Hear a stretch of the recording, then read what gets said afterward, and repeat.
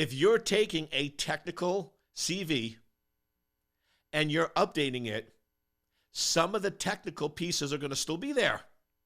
The idea is if you take something that's not good and you update it, some of the not good or stinkiness is still going to be there. Welcome to Life of a CISO. I'm Dr. Eric Cole, your host, and we'll be taking you on a journey each week on what it takes to be a CISO and what are solutions that you can implement today if you are currently a Chief Information Security Officer or if you want to be one in the future. This is Life of a CISO. Welcome, welcome, welcome, welcome. You know what that means, right? When you hear the welcome, welcome, welcome, it's that time for Life of a CISO with yours truly. Dr. E is in the house. I hope everyone is doing awesome.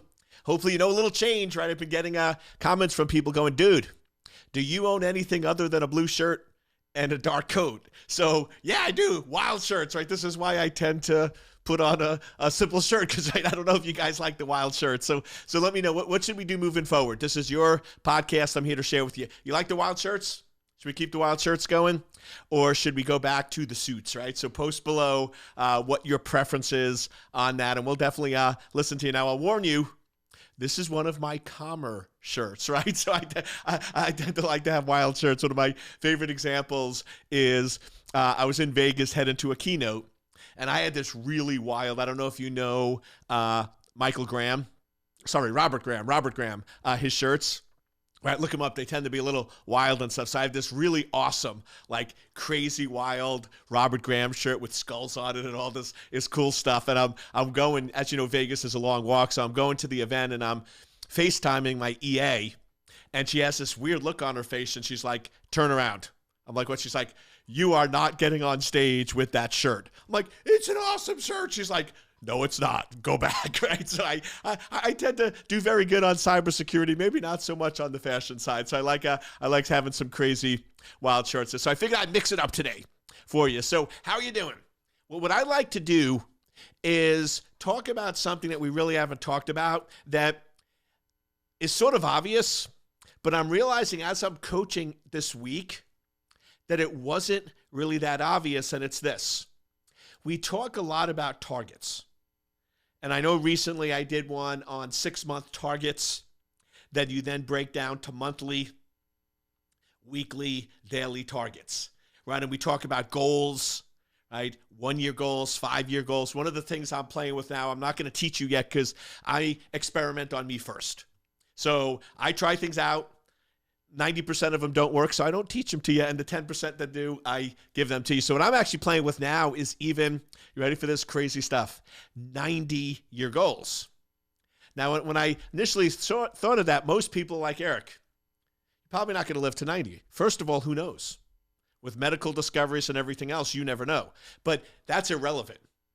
Whether you're going to live 10, 20, 30, 40, 50, 60, 70, 80, or 90 years, the idea is you want to push and expand the brain. If it's only looking at these 6-month goals, which might be aggressive to you, but in the grand scheme of things are relatively small, that's all it's going to focus on. But imagine if you gave your brain these 90-year goals, these super aggressive goals, and that's what they were focused on, and you were looking at them every day. Imagine what the impact could be. So I'm even looking farther out, right? Not just at 6 and 1 year, but I'm looking even farther out into the future. But the part that is sort of implied, but we never talk about, that I realize is super important and I want to cover today, which is, where are you starting from? Where are you right now? Because that's very, very important, right? If you go in and say that your 6-month target is to be a CISO at a Fortune 500 company, knowing where you're currently at today is going to dictate and drive what you do, right? If you're currently a CISO at a smaller company, your path is going to be different than if you have a 3-year experience as an engineer and you've never had a managerial position. Now, I'm not saying anything is impossible, right? Well, the second one might be a little harder than the first, but the point is we have to understand where we are starting from so we can give accurate directions. The analogy I was given with one of my coaching clients is I was giving them direction on how to get to a certain location, a target that they wanted, and it wasn't working. And it was weird because, as you know, I study a lot patterns and predictability and methods, and I've done this stuff over and over again that sort of, if you flip a light switch, right, the light goes on, right? You have predictable responses. And I was doing some things that had very predictable responses, and with this individual, it was very unpredictable in what was happening. And I couldn't figure it out until I finally said, okay, I just want to confirm that this is where you're starting from. And I'm like, oh no, Eric, where did you get that from? And I went back and I said, I looked at my notes from our first call, and this is what you said. Now, here's where we got to be careful. He goes, oh no, Eric, I was going in and projecting. I was telling you where I wanted to be, and you always said use present tense, so I was doing that in the present tense. And I'm like, okay, now I have to be much more careful. When I always say speak your goals in present tense, that is true. But when I'm asking you where you're at, we need to tell the truth, right? That's not what I need you to tell me where you're expected to be in 6 months. I need to know where you're really at today. So he misunderstood, and I wasn't clear, right? Always my responsibility, 100% responsibility. So I wasn't a good coach in that situation and misunderstood the starting point. So I was giving him wrong directions. The best way I can explain it is this. You call me up and say, Eric, can you give me directions to your house in Northern Virginia? And I go, sure. Now, I believe that you live in Florida. So what am I going to do? I'm going to tell you, head north. Head north. I prefer 95, but pick whatever highway you want, right? You can take the scenic route if you want. But head north for about 500 miles, right? And then do X, Y, and Z. Now, what's the problem if you're actually in New York and I don't know that? And you now head north for 500 miles. You're going to be Canadian. Right? You're going to be a cat. I don't even know if you could go that far. You might actually be Antarctica. I don't know.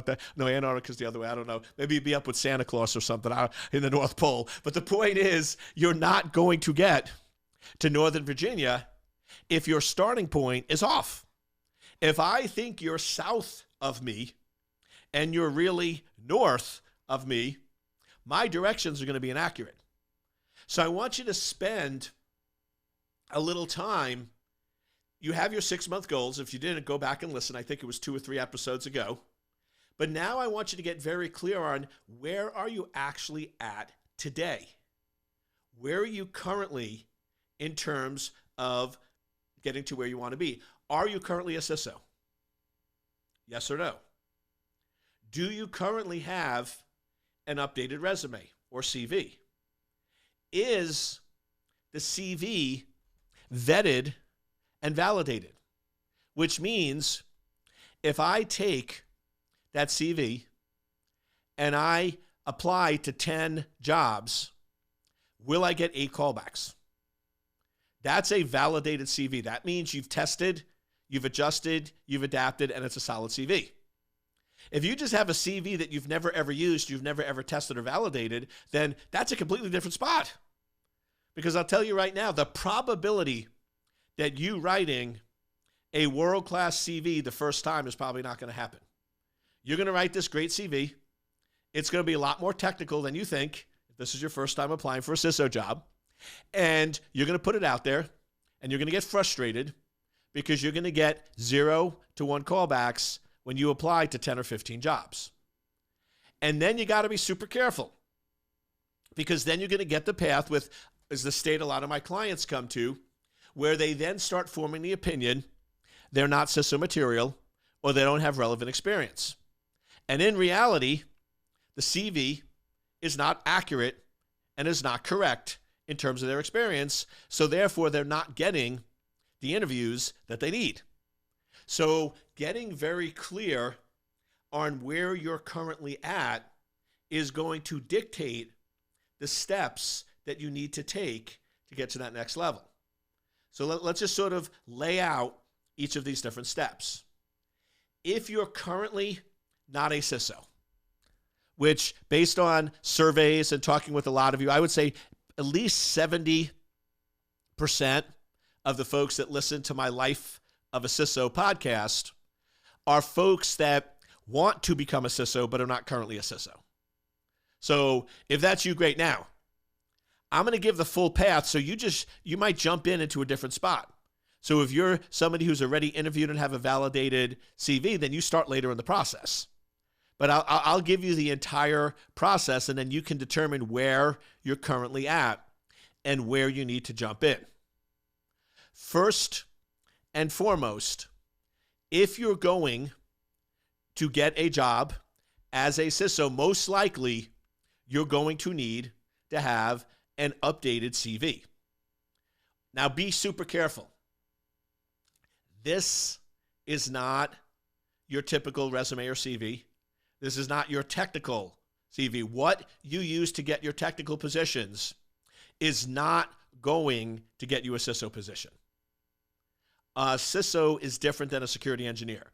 So if you take your security engineer resume or CV that you know you can go out and get another security engineer job with, it is not going to get you a job as a CISO.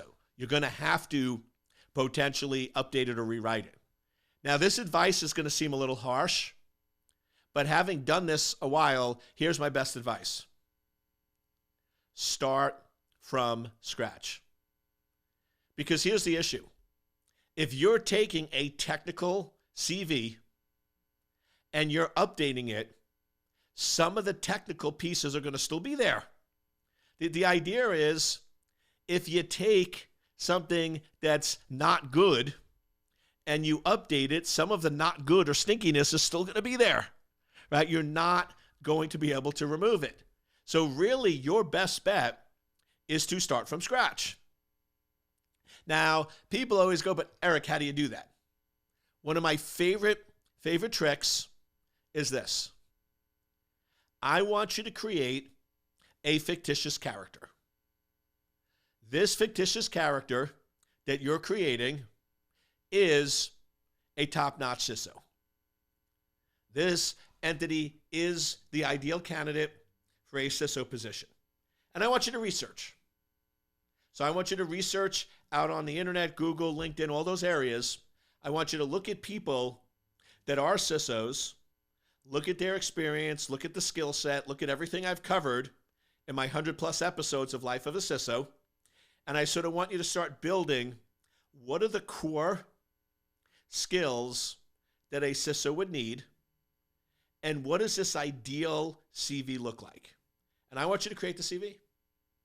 Now, the jobs, of course, are going to be made up, but in terms of the description, the general experience, the focus, and all that, I want you, based on your research, and this is probably going to take you more than a couple hours. It could take you 15, 20 hours because you're going to do a ton of research here. And you're going to build the ideal CV for a top-notch CISO candidate. This is the CISO that will get every interview. If everything is true, they will get every job, right? It is that awesome a CV. And write it, 2 to 3 pages. Then, once you're done, I want you to take a yellow highlighter and I want you to start highlighting the things that are true for you. So you're going to take this ideal CV and you start saying, oh, I have that. Oh, I have that. Oh, I have that. I have that. Now remember, you're not going to have everything, and that's fine because this is your first CISO position. You're not expected to be perfect, right? You're not expected to have everything. So you're going to go in and you're going to do the yellow highlighting. You're then going to go to your computer and keep the yellow. Remove everything else. Then you're going to start taking all that yellow that's left and you're going to start aligning it with the jobs that you had. And now you're going to start fleshing out your CV, and then you'll start adding in additional things and other components, and that's how you're going to build that CISO CV. Now, The ideal one, there's another exercise I want you to take. You did the yellow, which is what you currently have. I want you to take a pink highlighter, and I want you to go through that ideal CV. You do this second, and not things that are yellow, because yellow you already have. But I want you to go through, and I want you to start highlighting what are skills that you didn't highlight in yellow, which means you don't have, that would make you a better candidate. What are 3 or 4, you're not going to highlight everything, but what are 3 or 4 things that really stand out to you that are big gaps? What are 3 or 4 things that you're like, oh, this current CV is okay. I might get some interviews, but if I had these 3 or 4 skills, these additional ones that aren't in yellow, it would just make my CV so much stronger. Highlight those.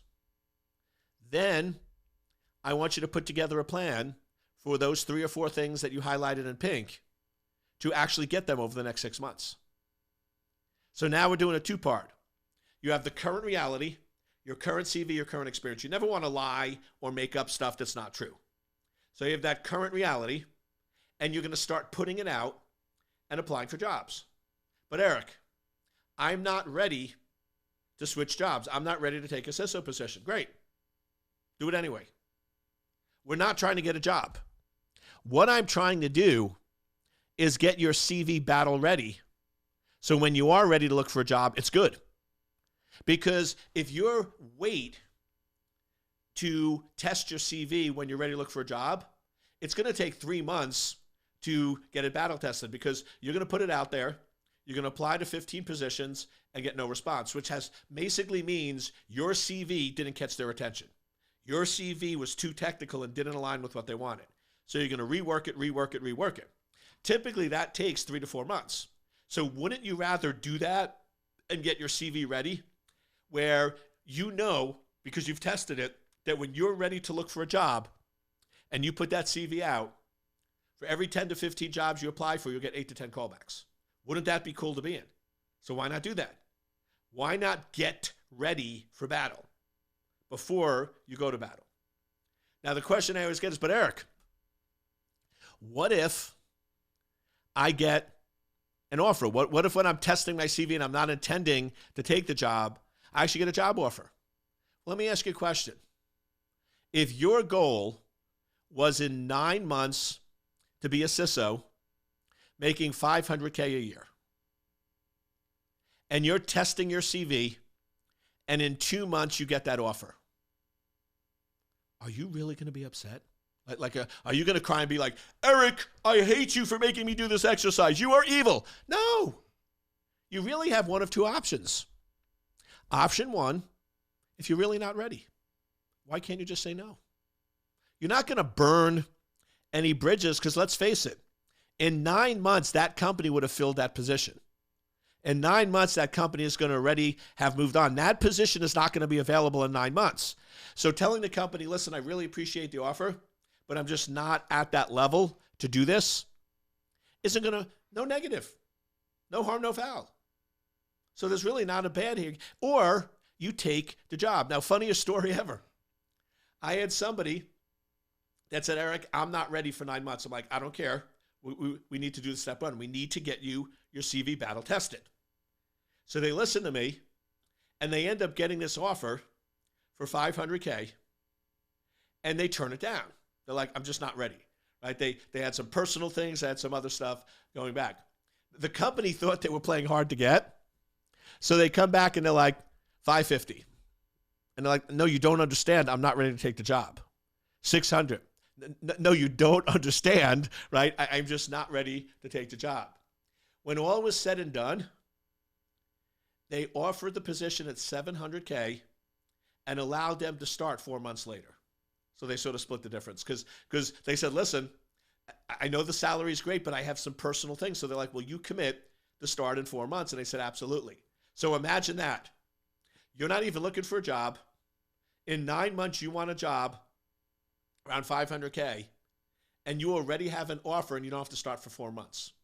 Tell me that's not a good place to be. Now, once again, not saying that's a guarantee. That's an extreme scenario, right? That doesn't always happen. So I want to make sure we're careful here that you don't think I'm guaranteeing that. Absolutely not, right? Everyone's unique and different. But the point is, wouldn't that be a good scenario to be in? So first thing, I don't care if you're looking for a job today, in a year, or 3 years. I know some of you, because a few of you reached out to me where you only have 1 or 2 years experience, which honestly, that's a little light. I'm not saying you can't. It's a little light. You might have to start with a smaller company and do a mixed hybrid role where you're either an ISO, a deputy, or a little bit of both. But you could. But the other option is you doing this exercise, remember the pink. You're now going to know your weaknesses that you need to work on. So now when you have the experience of 3 to 4 years, you'll have a battle-tested CV, you'll have the skills, you'll have worked on those areas, and just think of how much better you're going to be. So that's one core thing everybody should have. Next, you should work on interviewing. Speaking business, talking business, understand business. If you don't have a CISO position and you're trying to become a CISO, where do you spend most of your time right now? Technical. Who do you spend most of your time with? Technical people. What language do you spend most of your time speaking? Technical.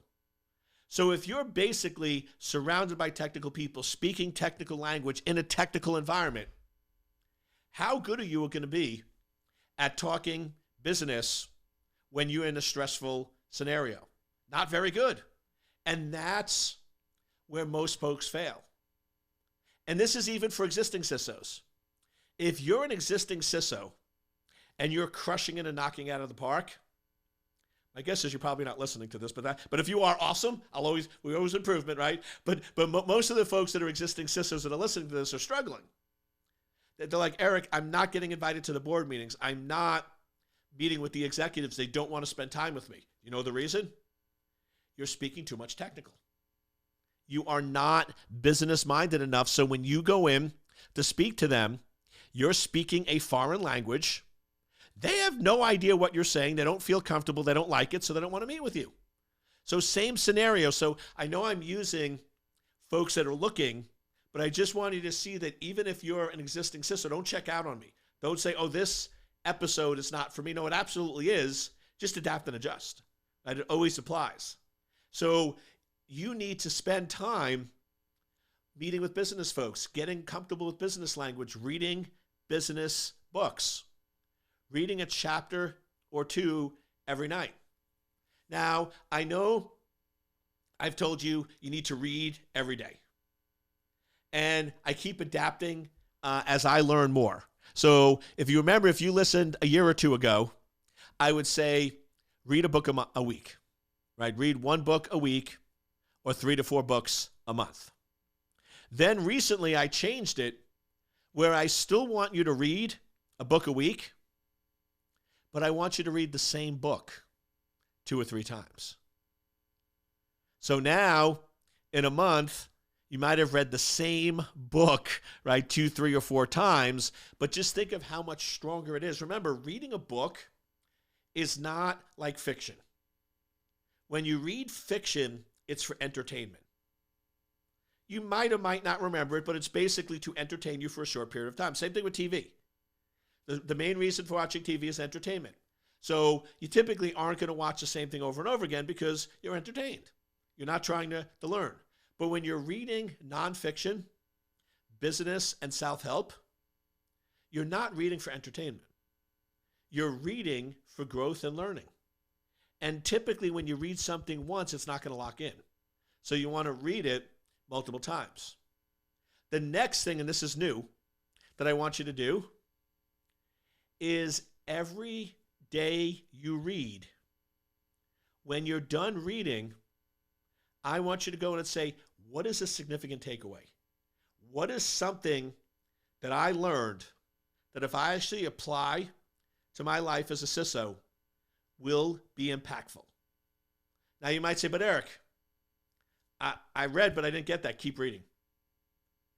If you're reading a good book, the books that I've recommended, like Blue Ocean Strategy or Zeros and Ones, or one of my newer ones I like is The Lean Startup or Principles by Ray Dalio. or Play Bigger. If you're reading those books and within 10 minutes or 15 minutes, you don't have a major takeaway that you could apply to your life that would be impactful, I don't know what you're doing. And I don't know what version of the book you're reading, right? These things are packed with nuggets of knowledge. So keep reading. Now, some people say, and I don't like this because it's too short a runway in some cases, but it is a criteria. Keep reading until you have a major breakthrough. Now, some of my mentors, some of my coaches go in and say, every day, read, and when you have a major breakthrough, stop. My issue with that is, at least with me, it would take me a year to get through a book. Because most really good books, when I'm in the right state of mind, I have a breakthrough in one page. So that means I'd read a page and stop.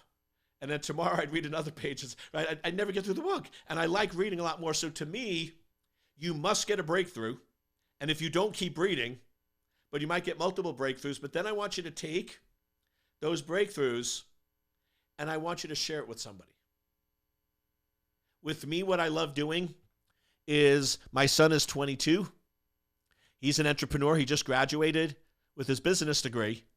So I love sharing with him, right? Because he's super smart, right? And he's read a lot of the books in class and stuff. So I love calling or texting and be like, hey, dude, check this out. He's like, oh, yeah.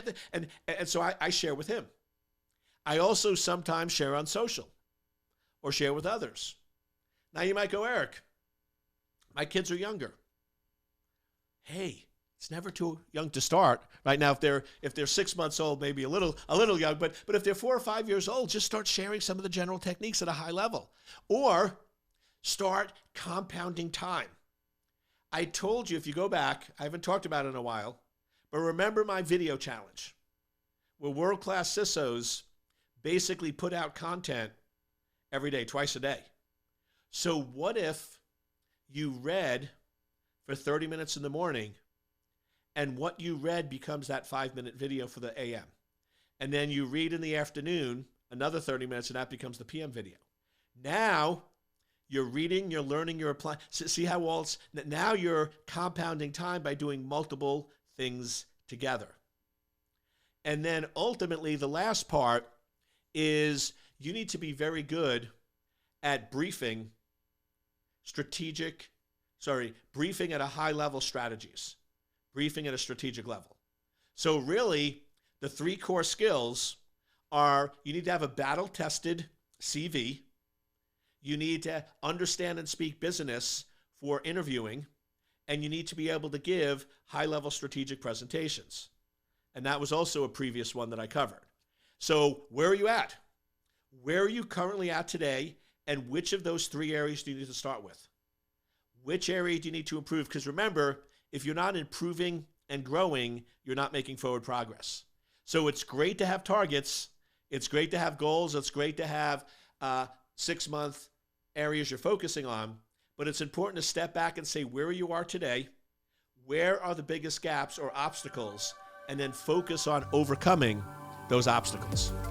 I hope you enjoyed this episode of Life of a CISO, and I look forward to catching you next week.